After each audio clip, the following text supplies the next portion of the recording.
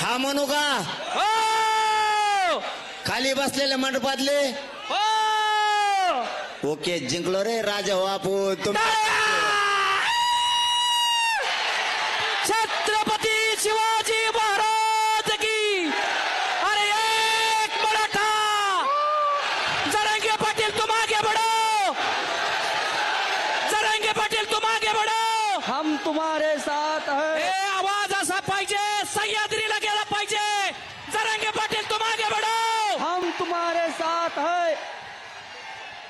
आज कळालं व गरिबाची ताकद किती मोठी आहे.